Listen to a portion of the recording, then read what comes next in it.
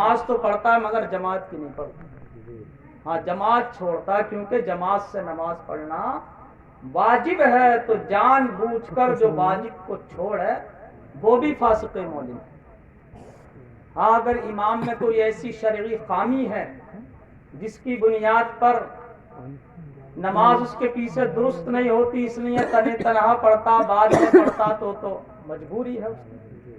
اور اگر امام میں کوئی شرعی کمی نہیں، کوئی خامی نہیں، بس اپنی انانیت یا دھاندلی کی بنیاد پہ امام سے ناراض ہے، کوئی ایسی شرعی کمی امام میں نہیں، اپنی نماز الگ پڑھتا ہے، تو وہ فاسق مولن ہے، واجب کا تارک ہے، سخت گناہگار ہے.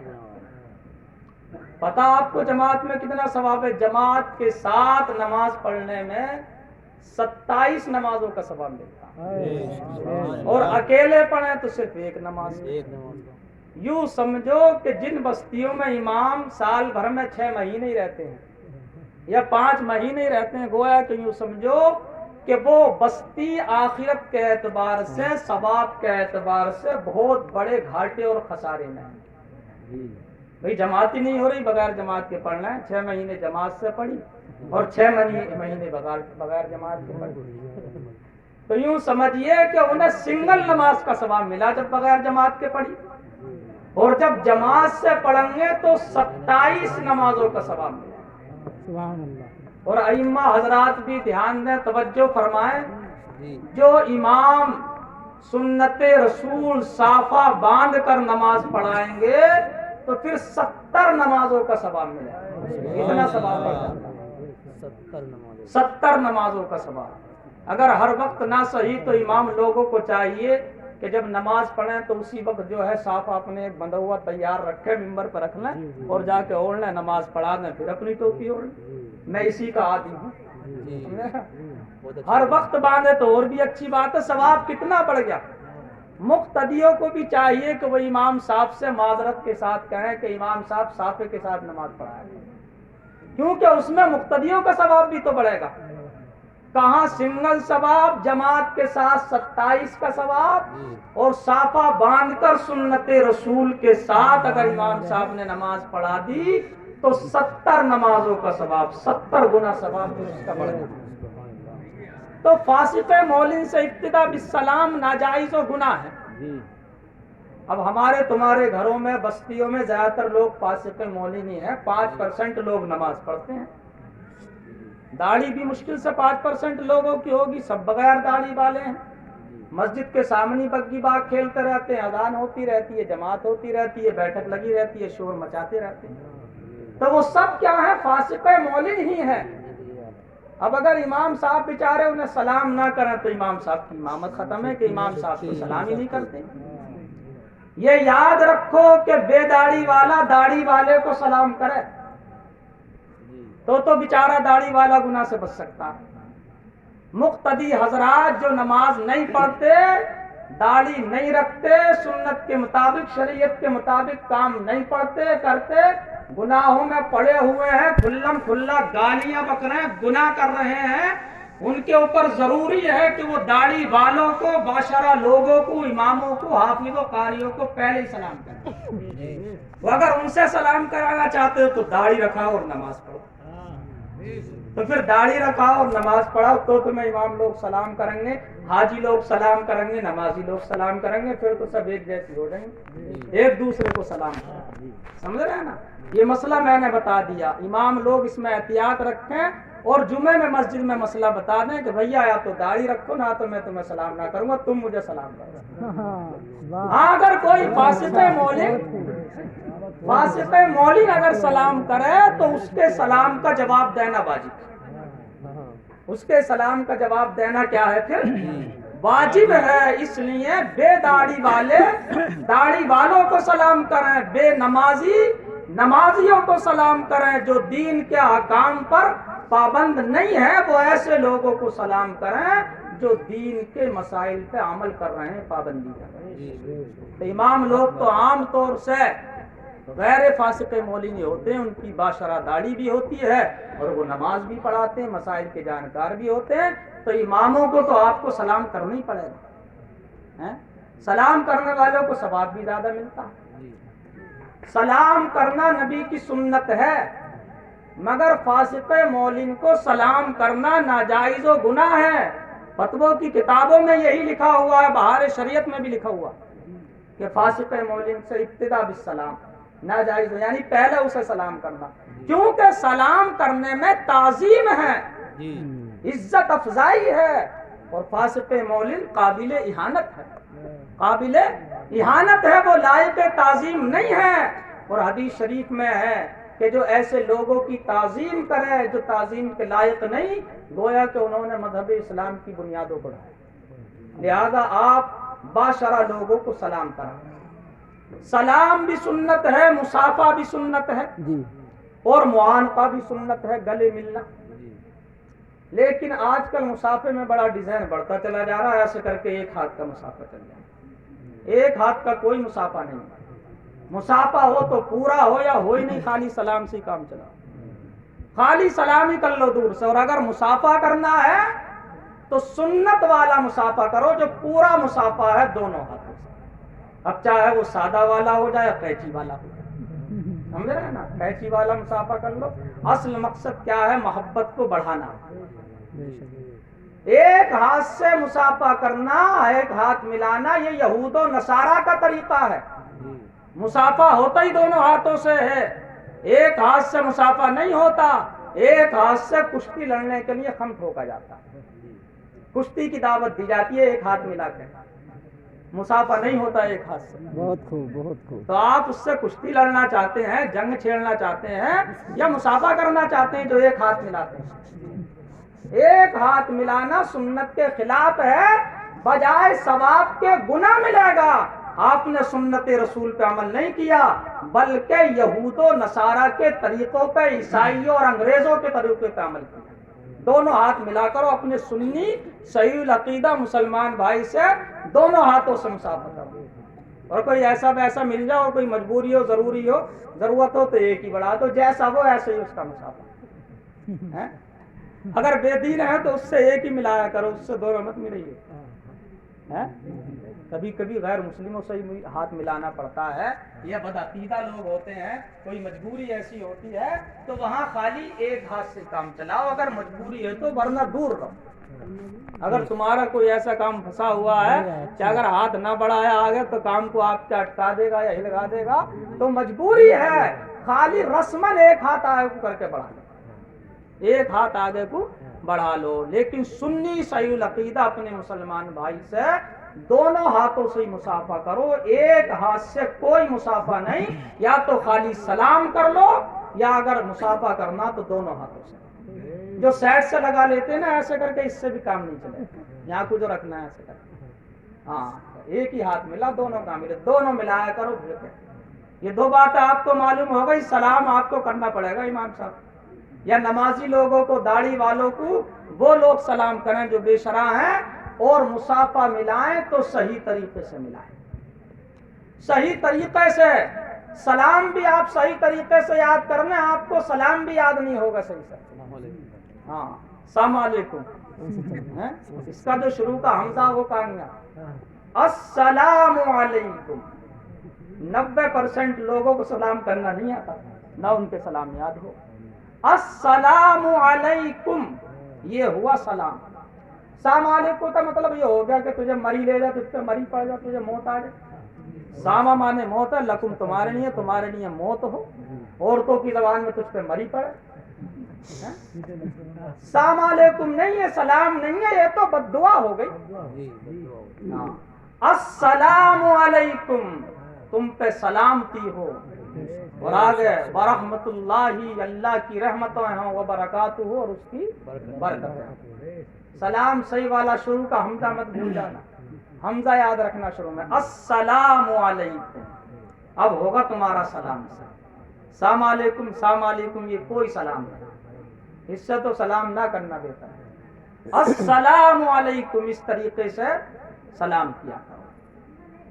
اس کے ساتھ ساتھ کچھ عدت کے تعلق سے بھی چند مسئلے بتا دوں، اور مسجد کے تعلق سے۔ جی جی جی بہت ضروری ہے۔ توشہ، اصل توشہ، توشہ آخرت تو اعمال ہے۔ توشہ آخرت کیا ہیں؟ وہ نیک اعمال ہیں۔ یا پھر صدقہ و خیرات ہے۔ ہمارے یہاں عام طور سے قبرستان میں کھجورے چھوارے یا لڈو وغیرہ جاتے ہیں، ان سے بھی بچنا چاہیے۔ صدقہ و خیرات گھر پہ کرنا چاہیے، کتنا کرنا۔ میں قبرستان کو کوئی کھانے پینے کی یہ چیزیں بانٹنے کی جگہ نہیں ہے، وہ عبرت حاصل کرنے کی جگہ۔ بسا اوقات ایسا ہوتا کہ بچے اس میں غدر بھی مچا لیتے ہیں بانٹنے میں، قبروں کی بھی کبھی کبھی بے حرمتی ہو جاتی ہے۔ لہذا درود فاتحہ، کھانے پینے کے انتظامات، سسٹم، نظر و نیاز جو بھی ہے یہ گھر پہ کیا کرو۔ فتاوی فقیہ ملت میں انہوں نے تحریر فرمایا، ناجائز و گناہ تو نہیں لکھا، لیکن یہ فرمایا کہ بہتر یہ ہے کہ یہ چیزیں قبرستان میں نہ لی جائیں اور یہ کام گھر پہ کیا جائے۔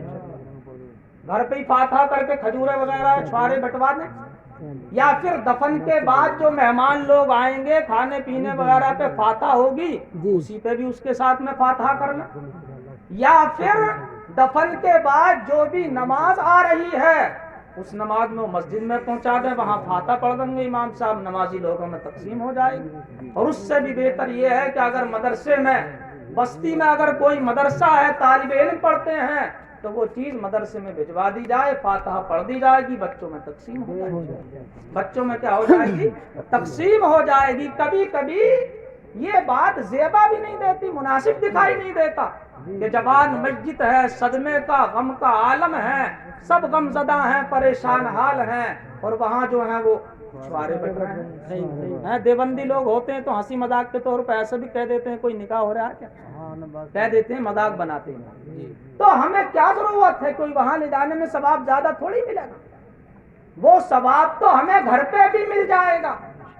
ایسی پتہ نہیں اب تو لوگ لے کے جاتے نہیں لے کے جاتے، جو بستی سے صدقہ آتا ہے، تسلا بھر کے، ڈلیا بھر کے، ناج غلہ وغیرہ، دھان گیہوں چاول وغیرہ شاید وہ آتے ہیں، وہ مسجد کی طرف سے اہل خاندان کا، بستی والوں کا، محبت والوں کا صدقہ ہوتا ہے۔ تو اسے پہلے کٹے بھر کے قبرستان میں پھر لے جاتے تھے، اور وہاں سے پھر نہلانے والا لے جاتا تھا۔ کیا ضرورت تھی وہ کٹا اٹھا کے گھر سے بھی لے کے جا سکتا، تو اسے قبرستان لے کے جاتے تھے، بوجھ مرتے تھے بلا وجہ وہاں تک، اور پھر وہاں سے قبرستان سے نہلانے والا غسال وہ لے جاتا۔ پہلی بات تو اسے دینا جائز نہیں، نہلانے والے کی اجرت طے کی جائے، کتنے روپے لے گا، 1000 روپے لے گا، 500 روپے لے گا، یہ اجرت طے کرنا ضروری ہے۔ وہ نہلانے والے کو بستی والوں کا جو صدقہ کیا ہے انہوں نے مرحوم یا مرحومہ کی طرف سے نہیں دے سکتے، وہ صدقہ ہے، اسے کسی تنگ دست پریشان حال کو دیں، یا اپنی مسجد میں بھی دے سکتے ہیں، مدرسے میں بھی دے سکتے ہیں۔ اگر بستی کی مسجد میں زیادہ ضرورت ہو تو مسجد میں دے دیں، اور مدرسے میں زیادہ ضرورت ہے تو مدرسے میں دیں، جہاں زیادہ ضرورت، کیونکہ وہ آپ، یہ تو وارثین کی ذمہ داری ہے کہ انہیں کس سے نہلوانا ہے اور کیا اجرت دینی ہے۔ بستی والوں نے وہ صدقہ کیا ہے، وہ صدقہ ہی ہونا چاہیے، وہ فقیر کو نہیں دے سکتے، وہ کٹے نہیں اٹھوا سکتے۔ پیسے دو اسے، ہاں پیسے دے دیا، اجرت دے دی، اور وہ باقی فقیر ہی اس لائق ہے، اس کا مستحق ہے، تو اسے بھی دے سکتے ہیں۔ مگر وہ آپ اجرت میں جا کے دوڑ دیں کہ چلو اس نے نہلا دیا، یہ ہم سے کچھ لے گا ہوگا تو ہے نہیں، مانگتا تو نہیں ہے، مگر چلو اسے دھان جتنا ہے وہ دے دیں گے یا گیہوں دے دیں گے، تو گویا کہ وہ ایک اجرت ہی ہو گئی اس کی۔ اجرت میں نہیں دے سکتے اسے، اس کے آپ روکیں، مسجد میں دیں، مدرسے میں دیں، کسی تنگ دست پریشان حال کو بستی میں دیں، اپنے علاوہ بستی میں دیں، رشتہ دار کو دیں، بھیا بند کو دیں، یا اگر نہلانے والا اس کا مستحق ہے تو صدقے کی نیت سے اسی کو دے دیں، اجرت کی نیت سے نہیں دے سکتے، اجرت میں شامل اس کو نہیں کر سکتے۔ آج تک یہی چلتا ہوا رہا کہ کٹے اسے اٹھوا دیے، بات ختم ہو گئی، نہلانے دھلانے کا کوئی حساب نہیں۔ اس سے اجرت طے کرو کہ کتنے روپے لوگے، یا اجرت طے نہیں کر رہے تو کچھ نہ کچھ اسے دو، اس نے محنت کری ہے، لے سکتا ہے وہ، جائز ہے اس کی اجرت، لہذا اس کو اجرت دو۔ اور یہ ناج غلہ جو آ رہا ہے، یہ جہاں ضرورت آپ سمجھے دینی اعتبار سے، اس جگہ پہ آپ اس کو خرچ کریں۔ اس کے ساتھ ساتھ مردوں کو 3 کپڑے دینا سنت ہے، عورتوں کو 5 کپڑے دینا سنت ہے۔ سنت پر زیادتی بھی منع ہے، سنت پہ زیادہ کرنا بھی منع ہے، اور کم بھی بہتر نہیں ہے۔ ہاں اگر مجبوری ہے، کوئی پریشانی ہے، تو کفن کفایت جتنا بھی ہو سکے اتنا دے دیا جائے، لیکن 3 کپڑے دو مرد کو، اس پہ زیادہ بھی مت کرو، کم بھی مت رکھو۔ عورتوں کو 5 کپڑے، ایک اوڑھنی بڑھ گئی، ایک سینہ بند بن گیا، باقی 3 کپڑے وہی ہیں۔ ایک بات اور بتا دوں، تہمت کاٹ کے جب یہ دیتے ہیں بجاج لوگ جہاں سے آتے ہیں تو تہمت بہت چھوٹا دے رہے ہیں، ناف سے لے کے پیروں تک کا۔ میت کا جو تہبند ہوتا ہے وہ سر سے لے کے پیروں تک ہوتا ہے۔ کتنا لمبا ہوتا ہے میت کا تہبند؟ سر سے لے کے پیروں تک ہوتا ہے، اور اس سے بڑا لفافہ ہوتا ہے اوپر والا جو دونوں طرف بن سکے، اور ایک اس کا کرتا ہوتا ہے۔ 3 کپڑے ہو گئے۔ کچھ جگہ چوتھا کپڑا بھی لگا رہے ہیں، ایک الگ سے چادر لگا رہے ہیں جو سنت پہ زیادتی کر رہے ہیں، یہ فضول خرچی ہے۔ ہاں، 3 کپڑوں سے زیادہ قبر میں میت کے ساتھ نہیں جانے چاہیے، مرد کے ساتھ، عورت کے ساتھ 5 کپڑے۔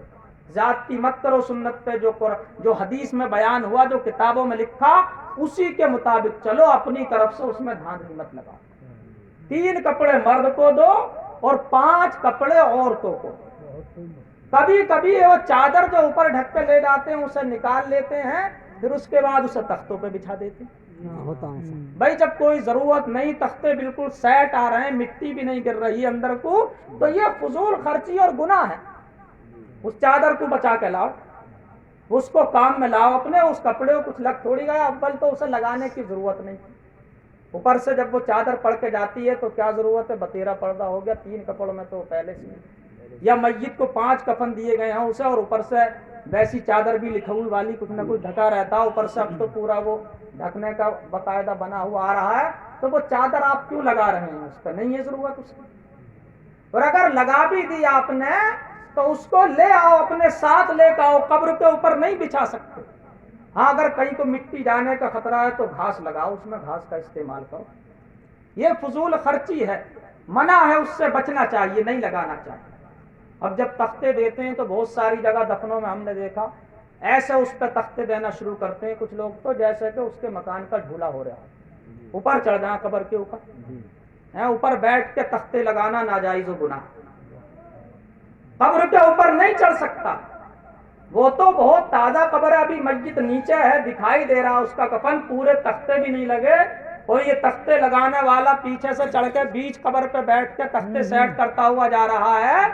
جو پرانی قبر ہے اس پہ بیٹھنا تو بہت دور کی بات، قبر کے اوپر کو کود کے نہیں جا سکتا، کودنا بھی منع ہے قبر کے اوپر کو، سائڈ سے گھوم کے جاگا۔ اگر قبر پار کرنی ہے یا تو سرہانے کی طرف سے گھومتا ہے یا پائنٹی کی طرف سے گھومے، قبر کے اوپر کو ٹانگ ادھر رکھ کے ادھر کو نہیں کود سکتا، گناہ ہے، گناہ ہے۔ چپل پہن کے قبرستان میں نہیں جا سکتا۔ زیارت قبور سنت ہے، مگر کتابوں میں لکھا کہ اگر قبر اپنے مرحوم کی قبر تک پہنچنے میں اگر قبروں کے اوپر کو کود کے جانا پڑتا ہو یا پیر رکھ کے جانا پڑتا ہو تو نہ جائے، جہاں تک جا سکتا ہو، ممکن ہو صحیح طریقے سے قبروں کی بے حرمتی نہ ہو پائے، جہاں تک جا سکتا ہو وہاں تک جائے، اور پھر وہیں سے کھڑے ہو کے فاتحہ پڑھ لے۔ اگر اس نے قبروں کی بے حرمتی کی، کودتا ہوا گیا قبروں کے اوپر کو یا پیر رکھتا ہوا گیا، تو سخت گناہگار۔ حدیث شریف میں اللہ کے رسول فرماتے ہیں اگر ایک طرف قبر ہو اور ایک طرف آگ جلتی ہو تو میں آگ میں کو گزر کے جانا گوارا کروں گا، لیکن قبر کے اوپر کو کودنا پسند نہیں کروں گا۔ اور لوگ تو ایسی بھاگتے ہیں، قبرستان میں دفن ہوتا تو بہت ساری پرانی قبروں کے اوپر چڑھ جاتے ہیں، اوپر کو کود جاتے ہیں، بہت بڑا گناہ ہے۔ جی جی ہاں، بہت بڑا گناہ ہے، لہذا اس معاملے میں احتیاط رکھیں کہ تختے لگانے والے ایک ادھر سے پکڑ لے، ایک ادھر سے پکڑ لے، سیٹوں سے تختے لگائیں، سیٹوں سے لگائیں، قبر کے اوپر نہ چڑھیں نہ بیٹھیں، سخت گناہگار ہوں گے وہ، میت کی بے حرمتی کرنے والے ہوں گے جو قبر کے اوپر چڑھنے کے بعد میت کے تختے سیٹ کریں گے، سیٹوں سے لگ کے 2 آدمی اسے سیٹ کر دیں، آرام سے وہ سیٹ ہو جائیں گے۔ اس سے آپ بالکل دور رہیں۔ اگر آپ کی موجودگی میں کوئی ایسا کرے تو اب مسئلہ آپ کو بھی پتا چل چکا ہے، آپ کی ذمہ داری ہوگی اسے روکنا، اس سے منع کرنا کہ قبر پہ بیٹھ کے تختے مت لگاؤ، سیٹوں سے تختے لگاؤ۔ بات آپ کے سمجھ میں آ رہی ہے؟ ایسا لگ رہا ہے سو گئے سب لوگ ہیں، بات سمجھ میں آ رہی؟ بہت کام کی باتیں ہیں یہ۔ اس کے جو ہے اوپر مت چڑھنا، قبر کے نہ اوپر چڑھنے دینا، سیٹوں سے تختے لگاؤ۔ اس کے ساتھ ساتھ ہم اہل سنت والجماعت الحمدللہ آج بھی ہماری تعداد علاقے بھر میں کچھ بستیوں میں 100% اور 99% اور 95% اہل سنت والجماعت کی تعداد، مگر اس کے باوجود ہماری مسجدیں، ہمارے مدرسے، ہماری تعلیم کمزور ہے۔ اس کی وجہ کیا ہے؟ مذہب اسلام میں کچھ چیزیں فرض ہیں، کچھ واجب ہیں، کچھ سنتیں مؤکدہ ہیں، کچھ سنتیں غیر مؤکدہ ہیں، کچھ نفلی کام ہیں، کچھ مستحب کام ہیں، ہر ایک کا مقام اور درجہ الگ ہے۔ سب سے بڑا مقام فرض کا ہے، بے شک فرض کا ہے، اس کے بعد واجب کا ہے، پھر سنت مؤکدہ کا ہے۔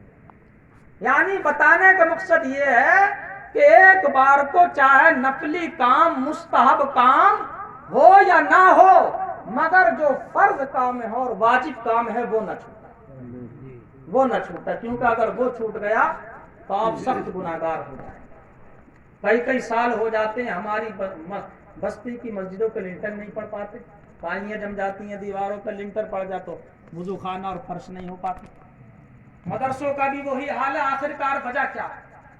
کیونکہ ہمارا روپیہ پیسہ 95% کچھ مستحب کاموں میں، کچھ نفلی کاموں میں، کچھ نظر و نیاز میں، کچھ چادر میں، کچھ درود فاتحہ میں خرچ ہو گیا، باقی جو فطرہ بچا وہ مدرسے کو چلا گیا۔ میں کوئی چادر کا، نظر و نیاز کا، فاتحہ خوانی کا مخالف نہیں، مگر میں کہنا چاہتا ہوں کہ فاتحہ کے لیے 4 پتیلے ہی کیا ضروری ہیں؟ فاتحہ تو چھوٹی سی پتیلی پہ بھی ہو سکتی ہے۔ اب فاتحہ ہو، نظر و نیاز ہو، چنے پڑے جائیں یا نظر و نیاز ہو، یہ کیسے مال سے ہونی چاہیے؟ اس کے لیے مال کا جائز ہونا اور پاک ہونا دونوں ضروری ہے۔ مال حلال بھی ہو اور پاک بھی ہو۔ کچھ مال ایسے ہوتے ہیں کہ وہ جائز ہوتے ہیں، حلال ہوتے ہیں، لیکن پاک نہیں ہوتے۔ جیسے اب ہماری تمہاری کھیتی باڑی آ گئی تو یہ مال پاک ہے، ہم نے اپنی محنت سے کمایا، محنت کری ہے، دھان کٹ کے آئے ہیں، مال تو پاک ہے، مال تو جائز ہے، حلال ہے، مگر ابھی پاک نہیں۔ پاک جب ہوگا جب 10واں حصہ یا 20واں حصہ اس کا ادا کر دیا جائے، جسے عشر کہتے ہیں۔ یہ واجب ہے، قرآن مجید کا حکم ہے، وَآتُوا حَقَّهُ يَوْمَ حَصَادِهِ، کھیتی کا حق اس کے کٹنے کے دن ہی ادا کر دو، کھیتی کا حق اس کے کٹنے ہی کے دن ادا کر دو۔ یہ خون پسینے کی کمائی ضرور ہے، مگر ابھی اس کا بیچنا، اس کا کھانا پینا، آٹا پسوانا، چاول کٹوا کے کٹیا میں بھر لینا، رندے بھر لینا، یہ جائز نہیں ہے۔ یہ جائز جب ہوگا جب موسم کے لحاظ سے، یعنی اگر بارش زیادہ پڑی ہے تو 10واں حصہ، اور کم پڑی ہے یا نہیں پڑی ہے تو 20واں حصہ۔ اس سال تو 20واں حصہ پوری یوپی، 19 کنٹل اس کا اور 1 کنٹل وہ شریعت میں۔ جب وہ نکال لے گا تب جا کر اس کا مال پاک ہوگا۔ ایسی سال بھر میں سونا چاندی، گھر کا سارا روپیہ پیسہ، تجارت کا سامان، سب کا حساب لگا کے زکوٰۃ نکالنا یہ فرض ہے۔ اب ہم زکوٰۃ تو نکالتے نہیں، زکوٰۃ تو نہ نکالی 1000 کی بھی، اور جب بڑی 11ویں شریف آئی تو پتیلے پکا دیے 5000 کی۔ اب کسی سے فتویٰ لو، یہ بتاؤ کہ ایسا شخص کہ جس نے اپنے مال کی زکوٰۃ نہیں نکالی، نظر و نیاز، فاتحہ خوانی خوب کرتا ہے، مزارات اولیاء پہ چادر چڑھاتا ہے، اس کے گھر انتقال ہوا تو وہ فاتحہ خوانی بھی کرا رہا ہے، 10ویں تیجے بھی کرا رہا ہے اسی مال سے جس کی زکوٰۃ نکلی ہوئی نہیں ہے۔ آپ یہ بتائیں کہ ایسا مال جو اس نے چادر میں، درود فاتحہ میں، نظر و نیاز میں خرچ کیا ہے، جس کی زکوٰۃ نہیں دی، تو یہ چادر، نظر و نیاز، فاتحہ خوانی اللہ کی بارگاہ میں قبول ہے کہ نہیں؟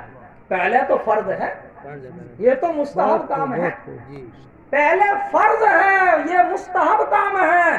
جب تک فرض ادا نہیں ہوگا مستحب کام قبول نہیں ہوگا۔ ہاں، لہذا زکوٰۃ پہ دھیان دیں۔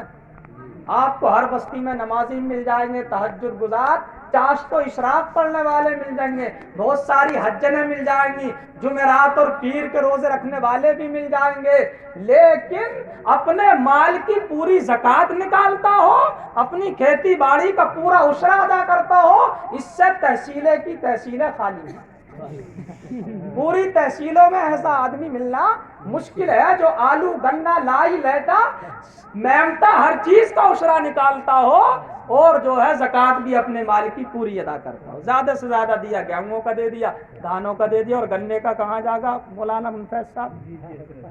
گنے کا کہاں جاگا, میمتے کا کہاں جاگا؟ لیٹے جو بھی زمین سے پیدا ہو اس میں عشرہ ہے, عشر ہے, اس میں ہمارا مال پاک نہیں ہوتا.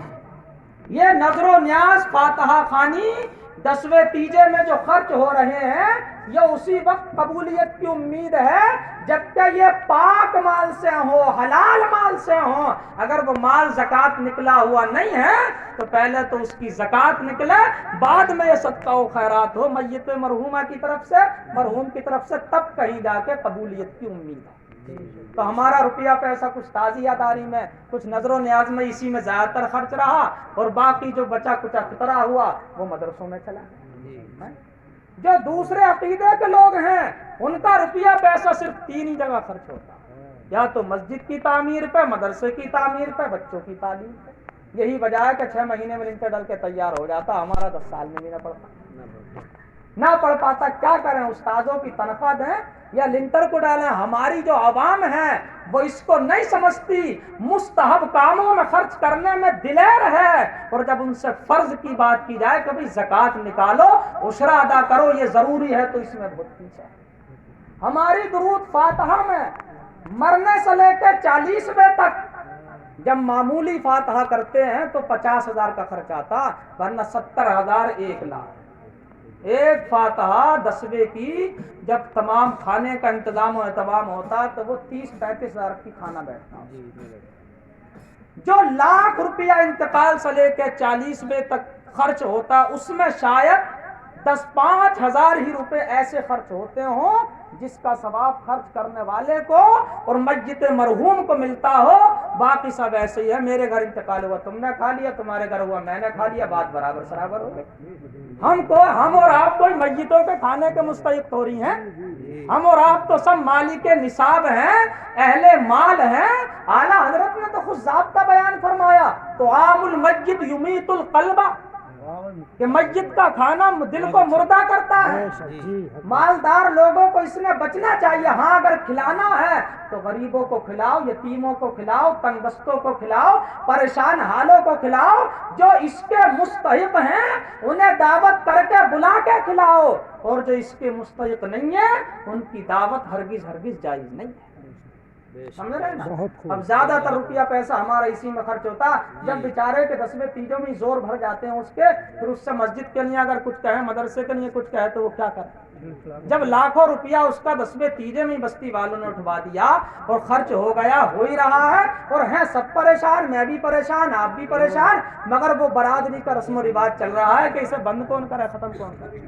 ہم نے دھیرج نگر میں ختم کرا دیا, دھیرج نگر میں ختم کرا دیا کہ چنے مسجد میں پڑھواؤ. بات ختم ہو گئی. چنے لے کے کوئی کھانے میں تو لوگ گھر کو چلے جائیں گے, جو مہمان ہیں ان کو کھانا کھلاؤ, مدرسے کے جو طالب علم ہیں ان کو کھانا کھلاؤ, وہ اس کو مستحق ہے. باقی روپیہ پیسہ جو ہے وہ ایصال ثواب کی نیت سے صدقہ جاریہ کے طور پہ مسجد کو دو, مدرسوں کو دو. اب تو یہ عام ہوتا چلا جا رہا, ہر فاتحہ میں چنے, تیجا ہو, 10واں ہو, 20واں ہو, 40واں, جی برسی میں بھی چنے. یہ آپ یاد رکھیں. وقت تو زیادہ ہو رہا, مفتی صاحب کی تقریر ہوگی, تھوڑی سی وضاحت اور کر لیں. کچھ چیزیں ایسی ہوتی ہیں جن کا ثواب وقتی طور پہ ملتا ہے, وقتی طور پہ ملتا, بات ختم ہو جاتی ہے. اور کچھ کام ایسے ہیں, یہ عالم لوگ بتائیں گے, آپ ان سے پوچھیں گے کہ اس کا ثواب 10 سال, 20 سال, 50 سال, 70 سال, 100 سال تک بھی ملے گا. یہ بتائیں گے وہ طریقے. کہ آپ اپنے مرحوم کی طرف سے کوئی ایسا کام بتاؤ امام صاحب کہ جس کا ثواب مجھے بھی اور میرے مرحوم کو بھی 100 سال تک ملے. تو یہ عالم لوگ بتا دیں گے ایسا کام بھی 100 سال تک ملے, اور تم بس اسی کام پہ لگے ہوئے ہو کہ گھنٹے بھر میں ثواب ملا, بات ختم ہو. سمجھے؟ تو وہ کام بھی کرو, درود فاتحہ بھی ہو, 10واں بھی ہو, تیجا بھی ہو, 20واں 40واں بھی ہو, سہماہی اور ششماہی اور برسی بھی ہو, سب کچھ ہو, مگر حساب سے ہو. اور اس کے علاوہ کوئی نہ کوئی کام مرحوم یا مرحومہ کی طرف سے ایسا کر دیا جائے کہ اگر روزانہ فاتحہ نہ بھی ہو سکے تو روزانہ اس کو ثواب پہنچتا رہے، اس کی روح خوش ہوتی ہے۔ اور جب صبح کو چنے پڑے جائیں گے، جتنی دیر قرآن شریف پڑھا جائے گا ثواب پہنچے گا، کلمہ شریف پڑھا جائے گا ثواب ملے گا، دعا ہوگی فاتحہ ہوگی ثواب ملے گا، بات ختم ہوگی یا ملتا ہی رہے گا۔ جتنی دیر پڑھا جائے گا ثواب ملے گا، دعا کر دی آپ نے ثواب پہنچ گیا، اب بات ختم ہو گئی، ثواب پہنچ گیا، بات ختم ہو گئی، ثواب مل گیا۔ اب ایسا تھوڑی ہے کہ شام تک ملتا رہے گا یا کئی مہینوں تک ملتا رہے گا، جتنی دیر آپ نے پڑھا، دعا کری، کلمہ درود شریف دعا کر دی، ثواب پہنچ گیا مرحومہ کی روح کو، بات ختم۔ لیکن یہ جو صدقہ جاریہ کا ثواب ہے، ہاں صدقہ جاریہ کا جو ثواب ہے، اس کا ثواب جیسے مسجد میں اینٹ دے دی، پتھر دے دیا، سریا دے دیا، وضو خانہ بنوا دیا، تو اینٹ کی عمر سینکڑوں سال ہوتی ہے، اینٹ کی عمر سینکڑوں سال ہوتی ہے، لہذا جب تک وہ اینٹ لگی رہے گی یا صف دے دی، جب تک اس پہ نمازی نماز پڑھیں گے، مسجد میں بچھی رہے گی، جب تک روزانہ 5 وقت کی نماز پڑھیں گے تو 5 وقت مرحوم کی روح کو ثواب پہنچے۔ اور تم سارا روپیہ پیسہ کھانے پینے میں خرچ کر رہے ہو، ادھر صدقہ و خیرات کی طرف کوئی دھیان ہی نہیں۔ صدقے کے تعلق سے الصدقۃ تطفئ غضب الرب، کہ صدقہ غضب الہی کی آگ کو بجھا دیتا ہے۔ قرآن مجید میں اللہ نے فرمایا خذ من اموالہم صدقۃ تطہرہم وتزکیہم بہا، کہ آپ ان سے صدقہ لیجئے اور انہیں پاک کر دیجئے۔ صدقہ جو ہے وہ گناہوں کو ختم کر دیتا ہے، لہذا درود فاتحہ بھی کرو، اللہ توفیق دے روزانہ اپنے گھر میں فاتحہ پڑھو، لیکن حساب سے کر لو، معمولی کر لو، زیادہ روپیہ پیسہ اپنا مسجد اور مدرسے اور بچے کی تعلیم میں خرچ کرو، اس لیے کہ یہ مدرسے اور مسجدیں دین کے قلعے ہیں، ان سے دین باقی ہے اور زندہ ہے۔ یہ دین کے کیا ہیں؟ قلعے ہیں، اس طرف تمہارا کوئی دھیان نہیں اور اس طرف تمہارا خوب دھیان ہے۔ بلکہ چنوں سے پہلے بھی جو مرحلہ ہے وہ میت کے قرضے کا ہے۔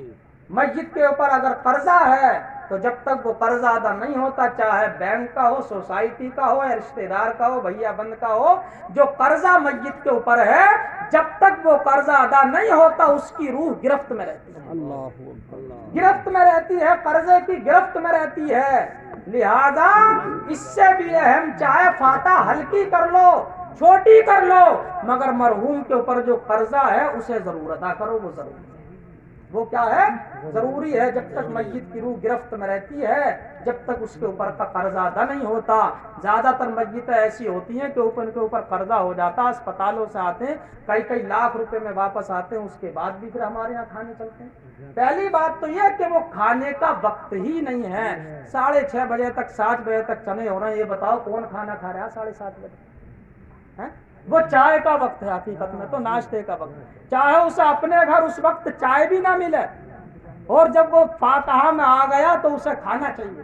سنبل کے علاقے کا معاملہ ٹھیک لگا کہ جب وہ چنے پڑے جاتے ہیں، ایک بار ہی چنے پڑے جاتے ہیں، کتنے پڑوا لے، 1 کنٹل لیے، اور باقی قرآن خوانی، محفل میلاد اور ساتھی فاتحہ ہوتی ہیں، اس میں بھی چنے پڑے گئے، وہ اپنے گھر چائے کا انتظام رکھتا ہے، ناشتے کا، پاپو وغیرہ کا ناشتے کا انتظام رکھتا ہے، مہمان گھر چلے جاتے ہیں، بھیا بند چنے پڑھ کے اپنے گھر چلے جاتے ہیں، مہمان اس کے گھر پہنچ جاتے ہیں، وہ سب کو ناشتہ کراتا ہے، اب جسے وقت ہوتا ہے تو وہ رک جاتا ہے کہ بھیا کھانا تو 10 بجے ملے گا، 10 بجے کا ٹائم ہے کھانے کا، 7 بجے کا ٹائم کون سا ابھی کھانا کھانے کا، یہ تو چائے کا ٹائم ہے، ناشتے کا ٹائم ہے۔ وہ رشتہ داروں کو، بھیا بندوں کو ناشتہ کراتا ہے اور پھر اپنے پکنے کے لیے رکھ دیتا، جو رکے گا 10 بجے تک وہ کھانا کھا کے چلا جائے گا، جو نہ رکے گا اپنے گھر چلا جائے گا، بات ہے۔ وہ ناشتے کا ٹائم ہوتا ہے، مگر یہ ایک رسم پہلے سے چلی، پہلے دعوت ہوتی تھی، اب دعوت تو خیر ختم ہو گئی، لیکن اب بھی وہ رسم تو برقرار ہے، اسے ہمیں ختم کر کے یہ والا روپیہ پیسہ اپنی مسجد کی تعمیر میں خرچ کرو، تاکہ جس کے تعلق سے حدیث شریف میں ہے من بنا للہ مسجدا بنا اللہ لہ بیتا فی الجنہ، کہ جو اللہ کے گھر کو آباد کرتا، مسجد بناتا ہے، اللہ اس کے لیے جنت میں گھر بناتا ہے، جنت میں گھر بناتا ہے۔ مسجد مدرسے کو بچوں کی تعلیم پہ 2-4 ہزار روپے بھی مرحوم کی طرف سے نہیں پہنچ پاتے اور کھانے میں 50,000 روپے خرچ ہو جاتے ہیں. ایسے ہوتے ہیں وہ خرچ جس کا ثواب نہ کھلانے والوں کو ملے نہ مرحوم کو یا مرحوم کو کوئی ثواب پہنچے. انہیں تو جبھی ثواب پہنچے گا جب اس کے مستحق لوگ اس کھانے کو کھائیں. اس کے ساتھ ساتھ قبرستان کی گھاس، ہر چیز اللہ کی پاکی بیان کرتی ہے. یسبح للہ ما فی السماوات و ما فی الارض، کائنات کا ذرہ ذرہ اللہ کی پاکی بولتا ہے، اللہ کا ذکر کرتا، اللہ کو یاد کرتا. یہ گھاس بھی جب تک ہری رہتی ہے، تر و تازہ رہتی ہے، اللہ کا ذکر کرتی ہے. کٹوی گھاس بھی جب تک ہری رہے گی وہ بھی اللہ کا ذکر کرتی ہے. بخاری شریف کی حدیث شریف میں کہ اللہ کے رسول جو 2 قبروں کے پاس سے گزرے تھے، عذاب ہو رہا تھا، اللہ کے رسول نے ایک کھجور کی ٹہنی 2 ٹکڑے کر کے رکھ دی تھی اور ارشاد فرمایا جب تک یہ تر و تازہ رہیں گی ان دونوں کے قبروں میں عذاب میں تخفیف ہوتی رہے گی، ہلکا ہوتا رہے گا.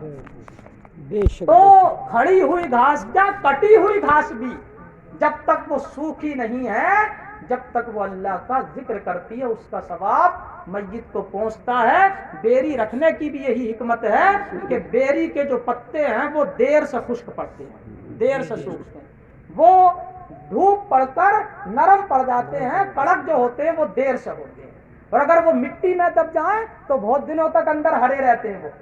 ہاں اسی لیے اس نسبت سے بیری کو ڈالا جاتا. ویسے بھی وہ مبارک درخت ہے جس کا ذکر قرآن مجید میں آیا عند سدرۃ المنتہی. سدرہ کا معنی بیری کا درخت ہی ہوتا ہے، سدرہ کا معنی بیری کا درخت ہے، اور قرآن مجید میں اس کا ذکر آیا اور وہ بیری کا درخت پر لگایا گیا. بیر کھانے کی بھی بڑی فضیلت ہے اور بڑے فائدے کتابوں کے اندر تحریر فرمائے. بیر کھانے کے وہ بیری کا درخت ہے.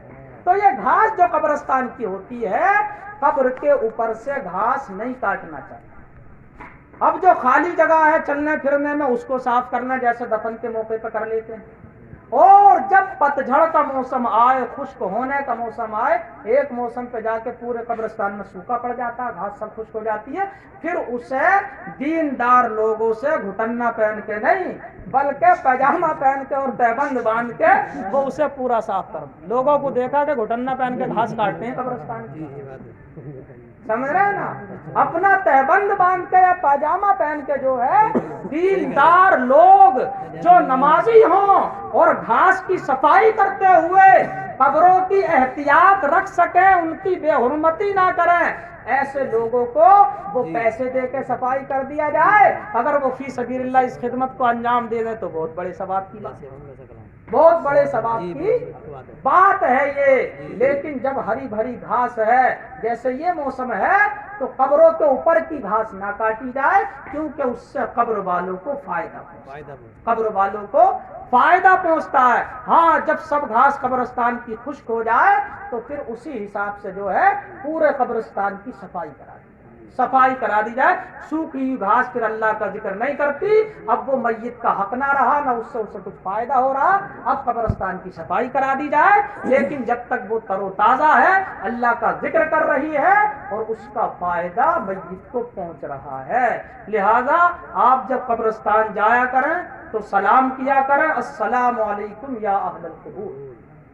11 مرتبہ قل هو اللہ شریف پڑھ لیا کریں. 11 مرتبہ پڑھنے کی حدیث شریف میں فضیلت ہے.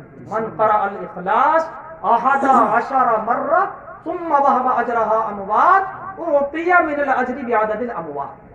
کہ جس نے 11 مرتبہ قل هو اللہ شریف پڑھا اور اس کا ثواب جتنے مرحومین کی روحوں کو بخش دے گا، اللہ تبارک و تعالی بخشنے والوں کو ان سب کی تعداد کے برابر ثواب عطا فرمائے، سب کی تعداد کے برابر ثواب عطا فرمائے گا. جو کچھ میں نے مسائل بیان کیے، داڑھی کا مسئلہ، عدت کا معاملہ یہ ہے کہ عدت کا مطلب یہ ہے کہ عورت نئے کپڑے نہ پہنے اور زیورات نہ پہنے اور سر میں تیل بھی نہ ڈالے اور کنگھا بھی نہ کرے. ہاں اگر سر میں کھجاہٹ مچ رہا ہے، پریشانی ہے، تو موٹے دانتوں والا کرنا، باریک دانتوں والا نہیں، وہ بھی اس نیت سے نہیں کہ بال کاٹ لوں، سدھار لوں، سجا لوں بڑے گا، نہیں، کھجاہٹ مٹانے کی نیت سے، نیت بدل کے رکھے اس نیت کے ساتھ جو ہے وہ کنگھا کرے۔ اور اگر تیل نہ ڈالنے کی بنیاد پہ اس کے سر میں الجھن محسوس ہو رہی ہے، پریشانی، کھجاہٹ، تو بغیر خوشبو والا تیل وہ ضرورت کے مطابق جب زیادہ ضرورت محسوس ہو تو ڈالے۔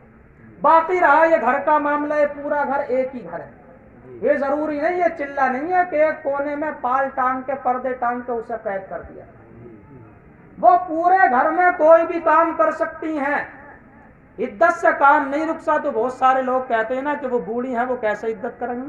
ارے بوڑھی ہیں تو ان سے ہل بیل تھوڑی چڑھوانا ہے، کوئی کھانا تھوڑی پکوانا۔ عدت کا مطلب یہ ہے کہ جتنے دنوں کی عدت ہے غیر حاملہ کے لیے 4 مہینے 10 دن، اور تو اسے یاد رکھنا ہی نا 13 دن رٹے ہوئے ہیں، 4 مہینے 13 دن، ہاں 13 دن کو بھول جا، 10 والی گنتی یاد رکھیں، اربعۃ اشہر وعشرہ، 4 مہینے 10 دن کی عدت ہے، یہ کم نہیں ہو سکتی، کم نہیں ہو سکتی، یہ نماز کی طرح فرض ہے عدت، قرآن شریف سے ثابت ہے۔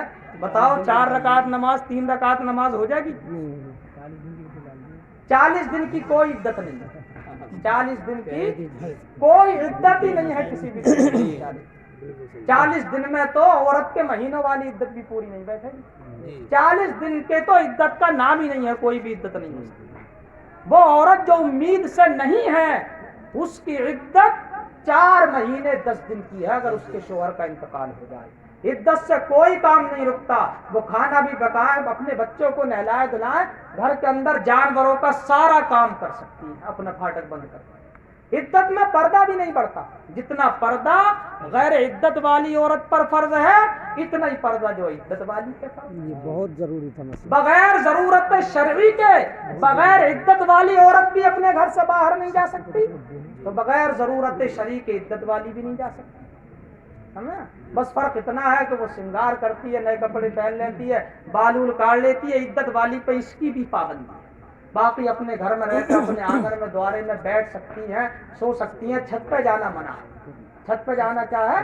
منع ہے۔ اسی مکان میں عدت گزارنے کا حکم ہے جس مکان میں اس کا شوہر ہے۔ میں بھی چادروں میں ڈھک کے لگے ہاں تارے نظر نہ آئیں، تاروں کی نظر نہ پڑے، سمجھ رہے نا؟ یہ سب عورت کو قیدی بنانا ہے، اور زمانے جاہلیت والی رسم لے کے آئے۔ زمانے جاہلیت میں بہت پابندی تھی عدت میں، اللہ پاک نے اسے آسان کر دیا، 1 سال کی عدت ہوتی تھی زمانے جاہلیت میں۔ قرآن مجید میں پھر حکم ہوا کہ وہ عدت جو ہے 4 مہینے 10 دن کی کر دی گئی، بس اس عدت کے اندر وہ کسی سے نکاح نہیں کر سکتی، سنگار نہیں کر سکتی، اور اپنے گھر کی 4 دیواری سے باہر نہیں نکل سکتی، گھر میں رہ کے وہ گھوم سکتی ہے، پھر سکتی ہے، دوارے میں لیٹ سکتی ہے، گرمی لگ رہی ہے تو باہر بھی وہ آرام سے سو سکتی ہے، اس پہ کوئی پابندی نہیں۔ دیور اور جیٹھ سے پردہ جتنا بغیر عدت میں تھا اتنا ہی عدت میں بھی، اتنا ہی عدت میں بھی ہے۔ داماد جو ہے وہ اولاد داخل ہے، داماد جو ہے وہ اولاد داخل ہے، وہ بات چیت کر سکتے ہیں، ان سے مل سکتے ہیں۔ عورت میں عدت میں وہ لوگ، ان لوگوں سے پردہ فرض ہے جن سے عورت کا نکاح ہو سکتا ہے، اور جن سے نکاح حرام ہے، کبھی نکاح نہیں ہو سکتا، اس سے پردہ بھی فرض نہیں ہے۔ وہ باپ ہے، دادا ہے، نانا ہے، ماموں ہے، عورت کا بھانجا ہے، ان سے نکاح نہیں ہو سکتا، ان سے نکاح نہیں ہو سکتا۔ عورت کا بھتیجا ہے، ان سے نکاح نہیں ہو سکتا، تو ان سے پردہ بھی فرض نہیں ہے۔ ہاں، ایک ہوتا عورت کا بھتیجا، ایک ہوتا شوہر کا بھتیجا۔ عورت کا بھتیجا اسے خالہ کہتا ہے، اور شوہر کا بھتیجا اسے یا تو چچی کہے گا یا تائی کہے گا، سمجھ رہے ہیں نا؟ جو عورت کا اپنا بھتیجا ہے اس سے پردہ فرض نہیں ہے، وہ بات چیت کر سکتا ہے، اس سے مل سکتا ہے، اور جو اس کے شوہر کا سگا بھتیجا ہے، جو اسے چچی کہتا ہے، تائی کہتا ہے، اس سے پردہ فرض ہے۔ ایک ہے عورت کا بھانجا اور ایک ہے شوہر کا بھانجا۔ شوہر کا بھانجا اسے مانی کہتا ہے، اور عورت کا بھانجا اسے خالہ کہتا ہے۔ جو عورت کا اپنا سگا بھانجا ہے اس سے پردہ فرض نہیں ہے، وہ اس کے لیے ماں داخل ہے۔ خالہ جو ہے وہ ماں کی جگہ ہے، خالہ سے وہ اپنی بات چیت کر سکتا، مل سکتا، عدت کے دنوں میں بھی آ کے بات چیت کر سکتا، خیریت طبیعت معلوم کر سکتا، اس سے پردہ فرض نہیں ہے۔ اور جو بھانجا شوہر کی طرف سے ہے جس کے رشتے میں مانی لگتی ہے اس سے پردہ فرض ہے، کیونکہ اس سے نکاح ہو سکتا ہے۔ اگر ماموں طلاق دے دے تو مانی کے ساتھ نکاح ہو سکتا ہے، یا ماموں کا انتقال ہو جائے تو مانی کے ساتھ نکاح جائز ہے۔ ایسی چچا اگر طلاق دے دے تو بھتیجے کے ساتھ عدت گزرنے کے بعد اگر کوئی دوسرا معنی شرعی نہ ہو، یعنی کبھی دودھ نہ پلایا ہو، کبھی حرمت رضاعت ثابت ہو جائے تو چچی کے ساتھ نکاح ہو سکتا ہے۔ لہذا جن سے پردہ فرض ہے ان سے پردہ رکھیں، جن سے پردہ فرض نہیں ہے ان سے بات چیت کر سکتے ہیں۔ اگر وہ دوارے میں بیٹھی ہوئی ہیں، اگر کوئی آدمی آ گیا کپڑوں پہ نظر پڑ گئی تو یہ بے پردگی نہیں ہے۔ ہاں بدن پہ نظر پڑنا، کھلے کپڑے رکھنا کھلے عام، تو یہ بے پردگی ہوگی۔ تو اس عدت کے معاملے میں تو عورتوں نے اتنی بڑی احتیاط کر رکھی ہے کہ کسی غیر محرم کی نظر اس کے کپڑوں پہ بھی نہ پڑ جائے۔ اور بغیر عدت والی کو تو کوئی پرواہ ہی نہیں ہے، اسے تو پتہ ہی نہیں ہے دوپٹہ بھی سر پہ ہو یا نہ۔ لہذا درمیان میں رہو، بغیر عدت والی بھی اتنا ہی پردہ رکھیں اور عدت والی بھی اتنا ہی پردہ رکھیں، دونوں پہ پردہ برابر ہے۔ لہذا اللہ تبارک و تعالی ہمیں مسائل سمجھنے کی، اس پہ عمل کرنے کی توفیق عطا فرمائے۔ سب گھر والوں کو اللہ پاک صبر کی توفیق عطا فرمائے، اس کا اجر عظیم عطا فرمائے۔ جو کچھ یہاں سے تو بیان کیا اللہ پاک اپنی بارگاہ میں قبول فرمائے۔ کلمہ